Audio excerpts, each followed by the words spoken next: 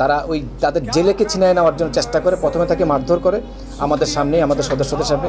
আমরা তখন বাধা দেওয়ার চেষ্টা করি যে আমরা কখনো ভারতীয় নাগরিকদের কখনো নির্যাতন করি না, আত্মনির্ভর করি না। এখন ওরা যদি গায়ে হাত দিয়ে পরে ব্যাপারটা হবে এমন হতে পারে যে সবাই বলবে যেটা আমরা করছি।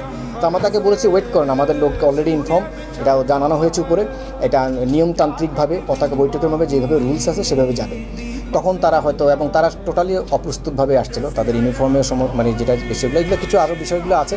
তারা তখন মানে হঠাৎ করে তারা প্রস্থান করার চেষ্টা করে, তখন তারা করে গুলিবর্ষণ করলেই আমাদের লোকজন তখন অ্যাকচুয়ালি ওখানে আমাদের সাথে ফিশারির বেসামরিক লোকজনও ছিল, অসামরিক লোকজনও ছিল, তারা কিছুটা বিচলিত হয়ে পড়ে, তারা পড়ে যায় এবং আমাদের লোকজনও বিভিন্ন পজিশন নিয়ে আত্মরক্ষার ক্ষেত্রে তাদের বিরুদ্ধেও গুলিবর্ষণ করে। বিএসএফের কমান্ড্যান্ট যিনি বলেছেন ওনাদের একজন বিএসএফ সদস্য নিহত হয়েছেন, আরেকজন হাতে গুলিবিদ্ধ হয়েছেন বলে উনি দাবি করেছেন আমার কাছে। মিডিয়াতে যেটা প্রচার করছে এটাও একটা ফ্যাব্রিকেটেড ব্যাপার। ওদের মধ্যে মেজর পদবি বলে কোনো শব্দ বিএসএফ নাই বলেছে, মেজর বলেছে, এবং এটা এবং কি মিডিয়াতে এসেছে।